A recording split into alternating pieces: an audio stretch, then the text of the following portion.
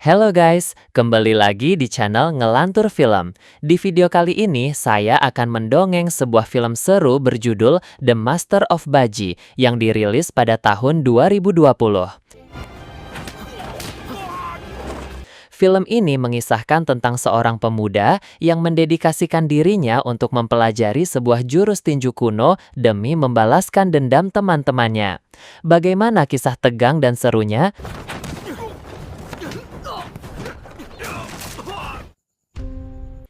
Film dimulai di sebuah kota di Guangzhou, Tiongkok. Ada seorang kakek yang sedang bercerita tentang kejahatan Jin Tianbao. Sosok ini berhasil membunuh 18 anggota keluarga Bei dengan keterampilan bertarungnya yang luar biasa. Di sana, ada para anak muda dan guru Huang yang menyimak cerita sang kakek dengan penuh perhatian. Guru Huang yang terkesan dengan cerita si kakek memberikannya sejumlah uang dan meninggalkan tempat tersebut. 上上下下18个，灭了白家满门。说得好，好，说得好。 Setelah itu, keempat sahabat bermain satu sama lain di sebuah lapangan terbuka. Mereka membicarakan tentang kekejaman Jin Tianbao. Lalu tiba-tiba Xin Wu bangkit dan menjelaskan kalau ia bertemu Jin Tianbao, ia akan mengalahkannya menggunakan jurus tinju bajinya. Teman-temannya yang mendengar hal itu langsung meledeknya, karena saat ini ia hanya sedang berhayal tentang bisa menggunakan tinju baji yang legendaris itu. Mendengar ledekan itu, Xin Wu yang kesal meninggalkan tempat tersebut dan mengatakan kalau ia perlu berlatih lagi untuk menyempurnakan keterampilan bertarungnya. 我就用我的飘洒拳。我们家老爷子这个寿宴呐，真能学到8级拳就好了。周哥哥，你等等我。知道了。小点声。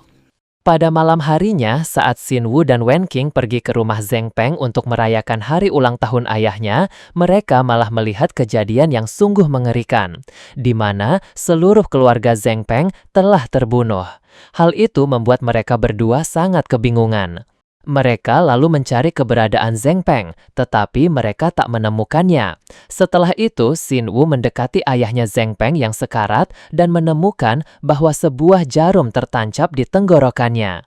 Setelah kejadian itu, Xin Wu kembali ke rumah Guru Lei dan memberitahukan tentang jarum yang ia temukan. Guru Lei lalu mengambilnya dan mengamatinya.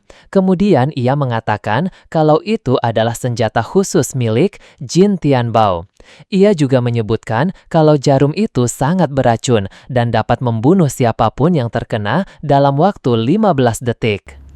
都已经死了，杀沧州首富白云天满门，不出半刻便会身亡。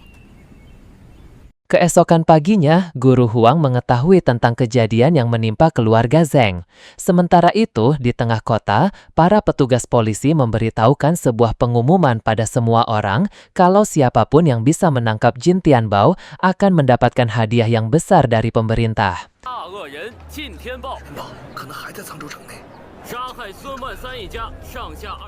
Xin Wu yang kebetulan berada di sana menatap lekat-lekat poster yang ada dan berpikir akan membalaskan dendam teman-temannya tersebut. Pada malam harinya, Guru Lei dan Xin Wu diserang oleh 3 orang tak dikenal di klub pelatihan mereka. Untungnya, Xin Wu dan Guru Lei bisa menghindari serangan mereka dan melawan balik mereka hingga membuat mereka mundur.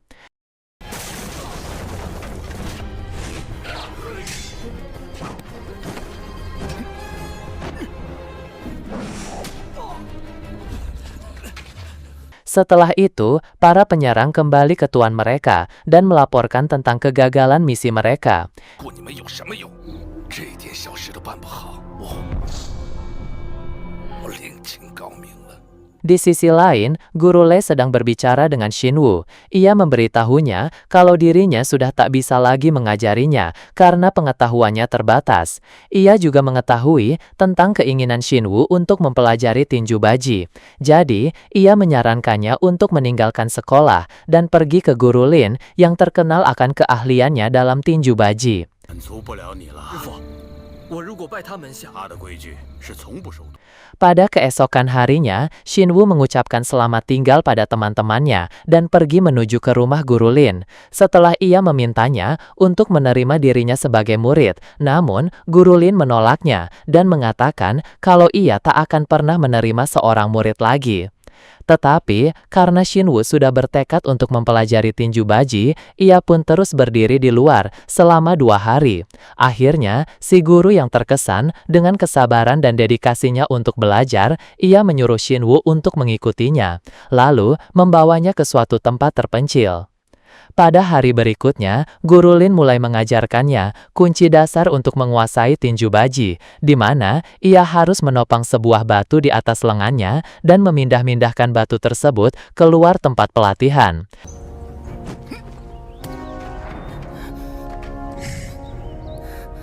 八极拳属刚猛之拳，习武，但根基浅薄。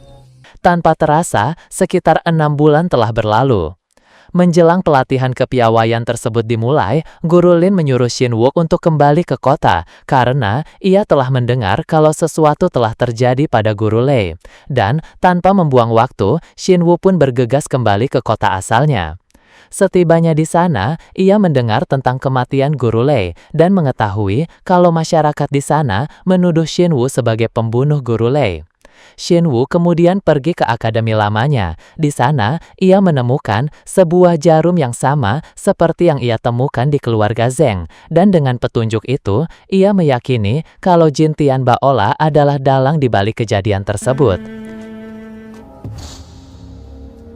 天豹。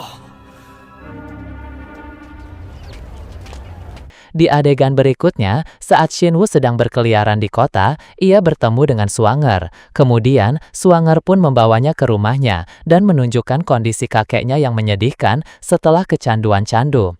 Ia juga memberitahunya tentang kelakuan kakeknya yang telah menggadaikan rumah demi membeli candu tersebut. Ia juga mengatakan kalau ayahnya telah meninggal karena syok setelah melihat kelakuan kakeknya. 杳无音讯，他什么都不跟我说。我三爷好心被哥哥抵出去抽了鸦片。 Setelah itu, mereka bersama-sama mengunjungi makam Guru Lei untuk memberikan penghormatan terakhir. Setelah ia berjanji ke Suanger untuk membalaskan dendam ke Jin Tian Bao, ia pun kembali ke hutan. Saat ia bertemu lagi dengan Guru Lin, Xinwu berjanji untuk belajar lebih keras lagi dan membuatnya bangga. 我们之间也生性散淡，全，不给您老丢脸。 你是个练武的好菜。 Setelah itu, latihan pun diperketat lagi sampai batas yang Xinwu bisa lakukan. 对，急如闪电，肘、拳、松内骨，神内敛。 Pada pagi harinya, Guru Lin merasa telah cukup dalam mengajarinya. Ia pergi dan meninggalkan sebuah surat untuk Xinwu. Dalam surat tersebut tertulis kalau ia sudah mengajarkan segalanya yang berhubungan dengan tinju baji, dan sekarang giliran Xinwu sendirilah yang harus mengembangkannya. Xinwu kemudian memutuskan untuk mencari Jin Tian Bao dan membalaskan dendam atas apa yang telah ia lakukan terhadap teman-temannya dan gurunya. Setelah itu, ia pun kembali ke kota dan terkejut saat melihat beberapa preman akan membuat Suanger pergi. Ia pun bergegas menghajar mereka untuk menyelamatkannya, tetapi salah satu preman mengancamnya dengan menyandra Suanger. Si preman juga menjelaskan kalau ia membawa Suanger sebagai jaminan karena kakeknya telah banyak berhutang untuk membeli candu. Jadi, jika Xinwu ingin membebaskannya, ia harus menebusnya dengan harga $20. Setelah para preman pergi, Xinwu pun bergegas untuk masuk ke dalam rumah Suanger. Ia sangat sedih saat melihat temannya itu terkapar tak berdaya. Dan pada saat yang bersamaan, para pembunuh bayaran muncul lalu menyerang Xinwu. Tetapi dengan cepat ia bisa mengalahkan mereka semua. Dan belum sempat ia memberitahu mereka untuk memanggilkan pemimpin mereka. Dan saat si bos muncul, Xinwu begitu terkejut karena ia adalah temannya, Zeng Peng. Zheng Peng menuduhnya kalau Xin Wu lah yang telah membunuh keluarganya. Dengan cepat, Xin Wu membantah tuduhan tersebut. Tetapi, Zheng Peng juga mengungkapkan kalau ia melihat Xin Wu di sana dan mengambil buku panduan tinju baji. Ia juga menambahkan kalau Xin Wu lah yang telah membunuh gurunya karena gurunya tahu tentang kejahatannya. Mendengar hal itu, Xin Wu pun mencoba untuk menjelaskan kalau bukan dirinya yang telah melakukan semua itu, lalu menunjukkan kepadanya sebuah jarum hitam yang ia temukan di akademi yang sudah terpasang di sana. Zheng Peng pun mulai menyerangnya. Akhirnya, keduanya pun pecah perkelahian sengit.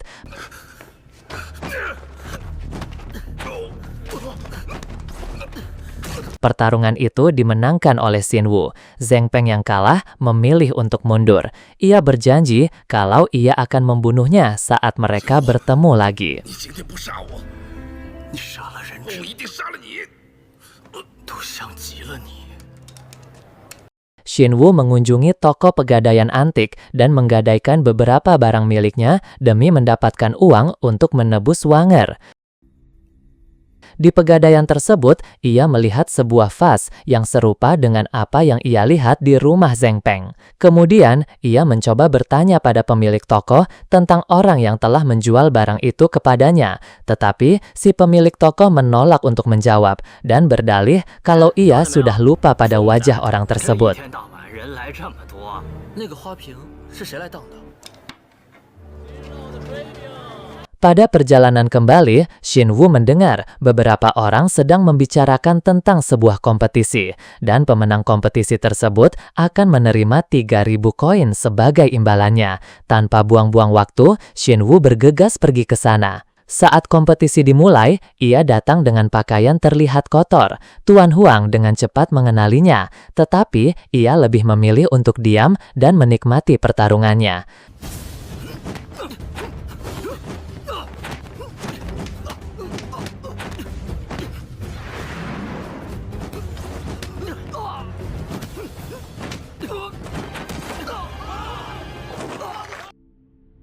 Setelah berhasil mengalahkan si samurai, Tuan Huang memanggil Xin Wu ke rumahnya dan memberinya 3.000 koin sebagai hadiah. Ia juga memintanya untuk bergabung ke perguruannya untuk mengajari para murid tentang tinju baji. Tetapi, Xin Wu menolaknya dengan hati-hati. Setelah itu, Xin Wu pergi ke tempat para preman dan memberikan uang yang mereka minta. Tapi, para preman tersebut menolaknya. Mereka meminta $20.000 sebagai tebusan. Xin Wu yang merasa ditipu mulai menyerang mereka, lalu meminta salah satu dari mereka untuk menunjukkan tempat Swanger berada.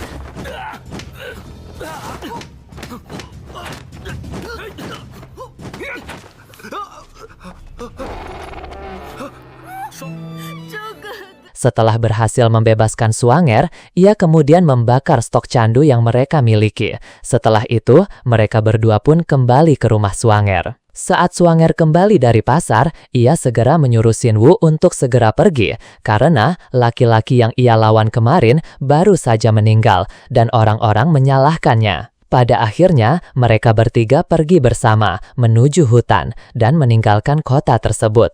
Swanger membawa mereka ke tempat Guru Lin, di mana saat ia sedang berlatih bersama Guru Lin sebelumnya. Pada malam harinya, saat kedua kakak beradik itu tidur, Xin Wu pergi untuk memeriksa mayat si samurai. Saat memeriksanya, ia menemukan sebuah jarum hitam dan meyakini itu milik Tuan Huang. Xin Wu pergi ke pegadaian dan mengancam si pemilik toko untuk mengatakan siapa yang telah menjual vas itu kepadanya.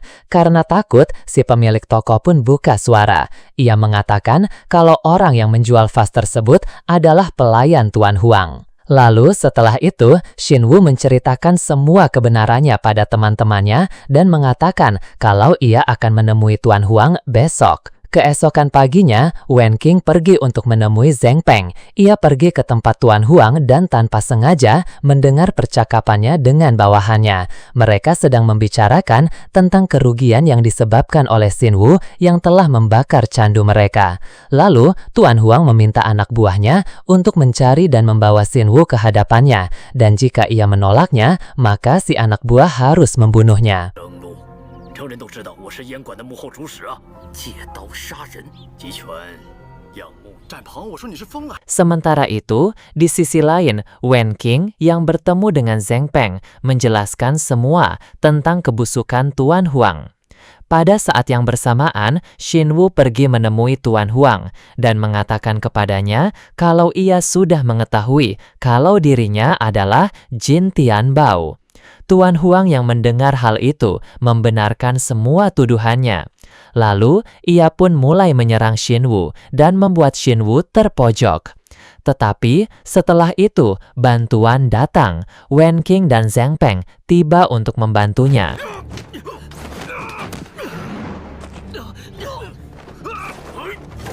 Tetapi, karena dirinya sangat kuat, ia berhasil menyerang Zheng Peng dengan jarum hitam beracunnya. Lalu, mereka membuat Zheng Peng pergi dan bergegas untuk pergi ke tabib. Tetapi, sayangnya, dalam perjalanan, Zheng Peng meninggal dunia. Setelah menguburnya, mereka berdua kembali ke rumah yang berada di hutan. Keesokan paginya, Xin Wu mulai mempelajari buku tinju 8 pembukaan dan berlatih lebih keras lagi.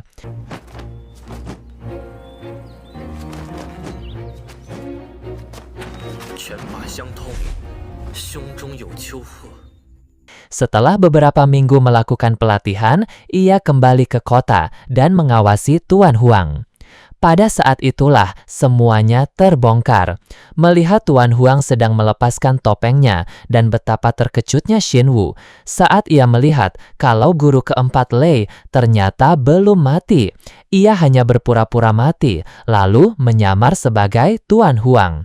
Dan mayat yang ditemukan sebagai guru Lei adalah tubuh milik Tuan Huang yang sebenarnya. Guru Lei yang merasakan adanya kehadiran seseorang langsung melemparkan jarumnya. Untungnya, Xin Wu yang siap berhasil menghindarinya. Guru Lei lalu keluar dari kamarnya dan menceritakan pada Xin Wu tentang kebenaran Jin Tianbao.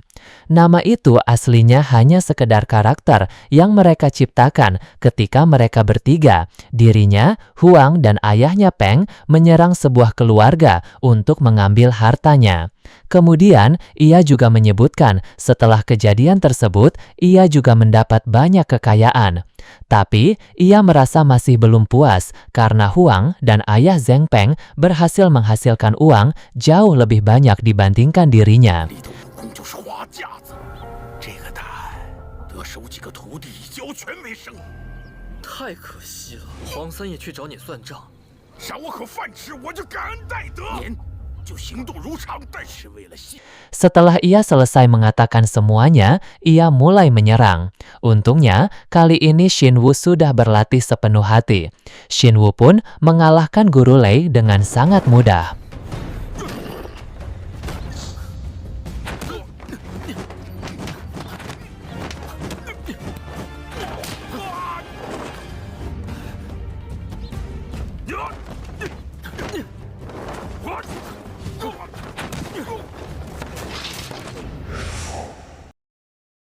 Tetapi, pada detik terakhir, Xin Wu memutuskan untuk tidak membunuhnya. Ia lebih memilih untuk menyerahkannya ke kepolisian. Setelah itu, Wen Qing serta Suangar menghampirinya, lalu menanyainya tentang situasi tersebut. Ia lalu menjelaskan pada mereka kalau ia telah menemukan penjahat aslinya dan sudah diserahkan ke pihak polisi. Film ini ditutup dengan si kakek yang sedang bercerita tentang bagaimana cara Xin Wu menjadi seorang legenda tinju baji. Film pun berakhir. Oke guys, itulah alur cerita film The Master of Baji. Semoga kalian terhibur dengan alur yang saya bawakan. Sampai jumpa di video berikutnya.